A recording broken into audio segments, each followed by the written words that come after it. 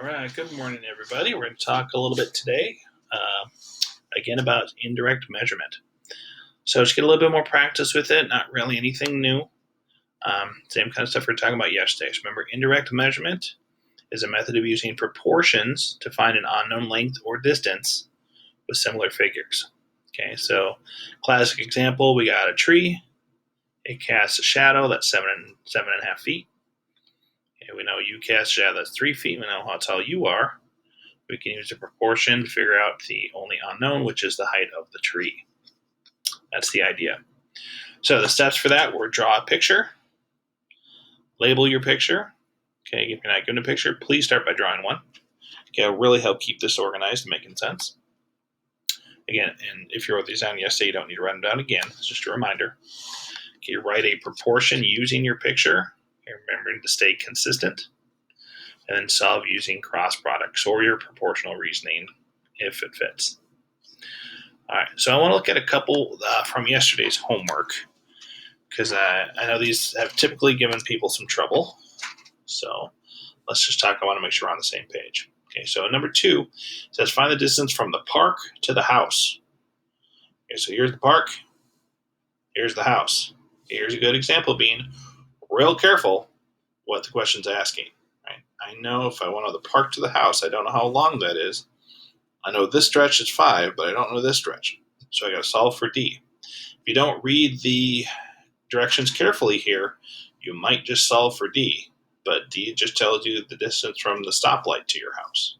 It does not answer the question. Be careful.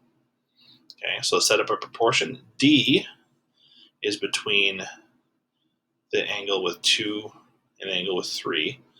Okay, so that's going to correspond to this 5. So D corresponds to 5. Okay, so we think about taking this and rotating it 180 degrees, they'll line up. Okay, so D corresponds to 5. Okay, that means that these two sides are also going to match up. Okay, I started with D, the bigger triangle, so I got to go 8 on top to 4 on bottom. Okay, your proportional reasoning might show you, well, the top is just twice as big as the bottom, so this 5, D has to be 10, which is great. So D is 10, but that again does not answer the question. The distance from the park to the house is 5, then another 10 is 15 meters, or miles probably. Okay, so be careful what it's asking. All right, number 6, about how long is the log that goes across the creeks? Okay, so the log is right here. We'll call that L. We're trying to find out L. If I line things up, I'll notice this is going to go to here. This is going to go to here. So this side is going to line up with this 8. So L is going to correspond to 8. Okay.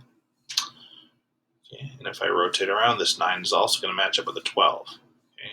So L to 8, I start off with this triangle equals 9 to 12. Okay. So I can go ahead and do my cross multiplying. So 12 times L is 12L equals 8 times 9 is 72. Okay, divide both sides by 12. And you get L equals 6. Okay, so L is 6 meters. Okay. Something else you might have done is you might have reduced 9/12 to 3/4. If you did that, you might have noticed, well, you just have to double to get to the 8, so double 3 gives you 6. Okay, a lot of different approaches for this one if you have good proportional thinking skills. All right, number 7, ask for the height of the brace. Okay, so here we have a small triangle. Here we have the big triangle. Okay, I'm trying to find the height. The height is going to correspond with that 9.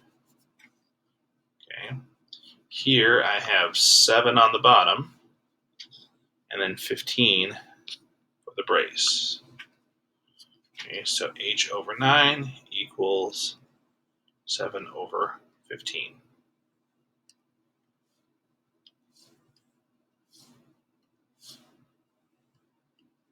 Okay, not really any shortcuts here. So just got to multiply. 15H equals 9 times 7 is 63.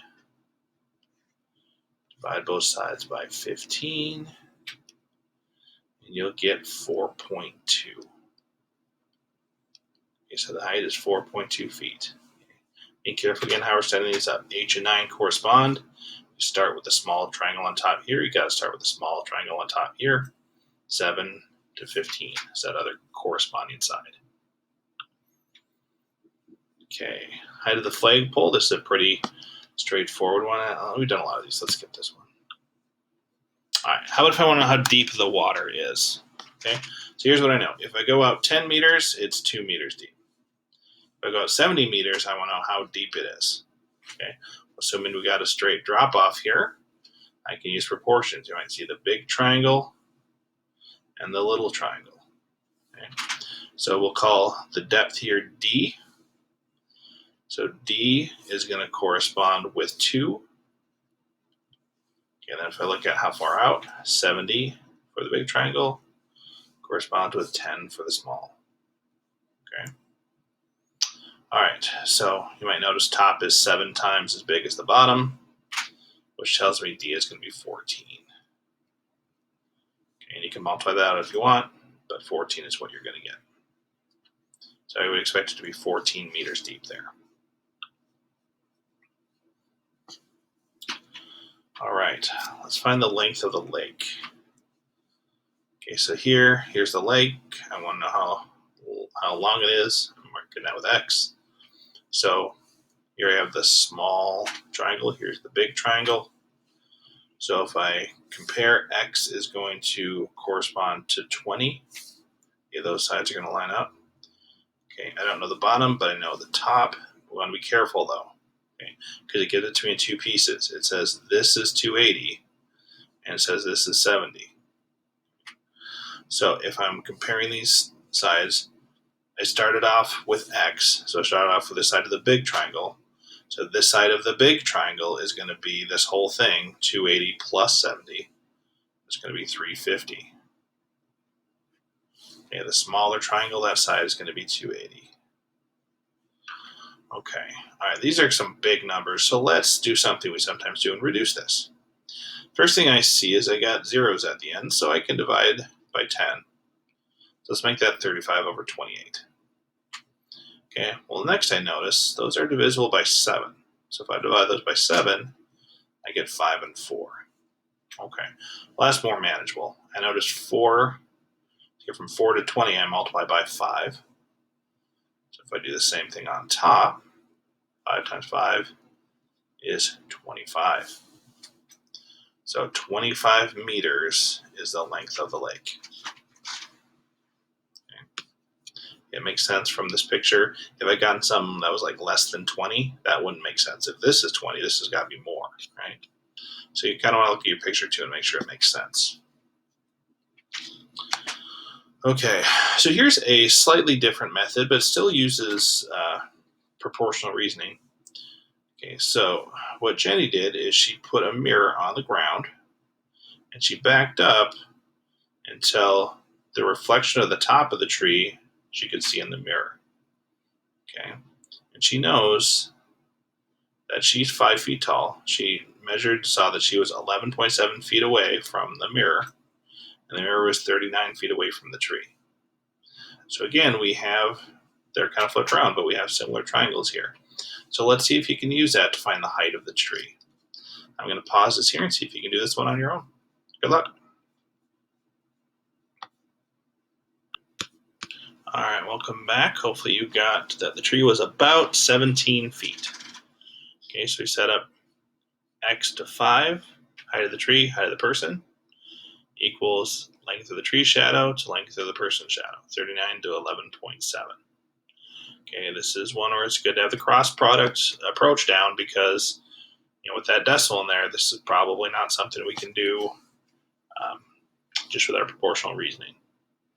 So multiplying across, I get 16.6 repeating. It says round to the nearest foot, so I round it up to 17 feet. Okay. If I check to see if it makes sense, I can tell that the tree shadow is a little over 3 times bigger than this. So the tree should be a little over 3 times bigger than the person, which it is. Okay, so it makes sense. All right, that is all I got for you today. So a little bit of work time here to practice some more indirect measurement. Don't forget to ask if you have questions.